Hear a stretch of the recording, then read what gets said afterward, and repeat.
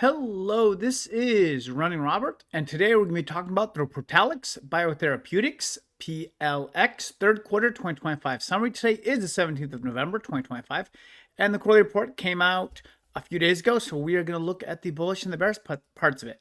So I generally follow Small Cap Pharma. I do games. I do a little bit of everything. So if you like what I'm doing, hey, please like and subscribe. It helps a lot, and thank you.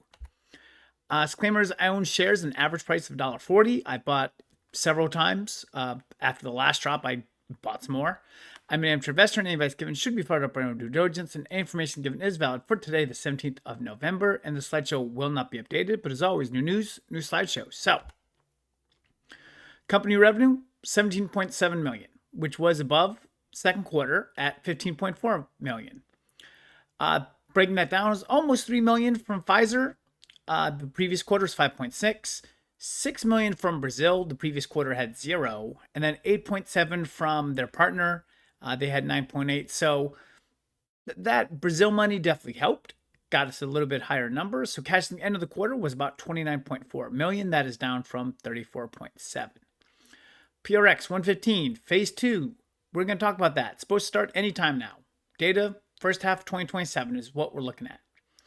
Cost of goods was 8.3, R&D was 4.4, and admin 2.9. Overall, we had a net gain of 2.3 million, and that beat a net income of 0 from pretty much the second quarter. So positive, a little bit of money, we like it. So sales from our partners. So we're going to talk about this first. So 18.5 million in the last 9 months, which would be around 123 million. Now last year, we sold 29.3 million, and that was about 195 million in sales, give or take. That's in 2024.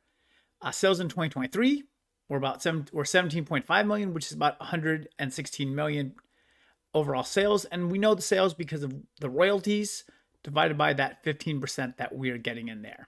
So overall, it looks like sales will be better. Well, they're already better than 2023, but they might fall short of 2024. Pfizer in Brazil, total of almost 9 million in the third quarter, 24.5 million in 9 months. They combined for 23 million in all of 2024. So we've already beat our revenues from Pfizer and Brazil combined because we're already $1.5 million more than the full year. So again, good chance to make a little bit more money in the fourth quarter and go from there.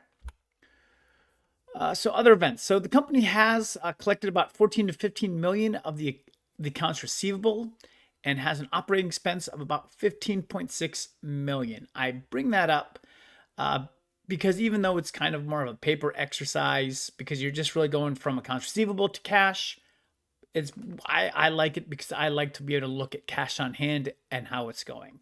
So I know that most likely our cash in hand is either going to stay steady or slightly improve for next quarter. And then, like I said, phase 2 for the PRX 115 starts sometime in the next quarter or this quarter. And then the company expects to have 12 plus months of cash, including the phase 2 trial. So they are saying, hey, we're going to start the trial. We're going to have cash for it. We're good for 12 months, from there. So, and I think it could be a little bit better. So PRX 115. So this is where the company is trying to get to. I and a lot of people are very bullish on this drug because 1, the results are great. 2, the drug has a dose-dependent response. More drugs, more change to uric acid, which was what changed it. And that's how you know something works, is that you say, hey, if this is supposed to fix this, the more you get there, the more it's going to be fixed. Safety was acceptable.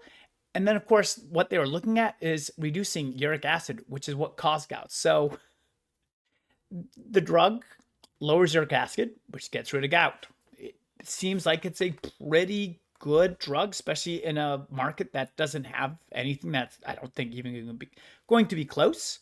So again, the goal really probably would be to get the PRX 115 and go from there. So the market was not impressed by the report, dropping almost 10% during the day on Thursday, and then another slight drop on Friday. It was a little positive on Friday, but then ended up slightly negative. Overall, this is really driven by revenues from their main partner. Earlier this year, they said that it could bring up to 100 million a year in royalty revenues, which would be incredible by 2030. But at that point, then you don't have to worry about funding your pipeline. You can pretty much put a lot into it and just kind of go from there. So we will have to see how the fourth quarter numbers go, see if they kind of give us any kind of guidance, which I don't think they will in 2025 and 2026, and go from there. But you know, we're going to continue to check on the royalties quarter over quarter to see if it is true they can get 100 million. This stock is very undervalued. If they can get enough to get their second drug to market, that will be enough. So we have a lot of positives that could happen, and we'll just have to see where we go. So thank you very much for watching and listening, and I hope you have a wonderful day.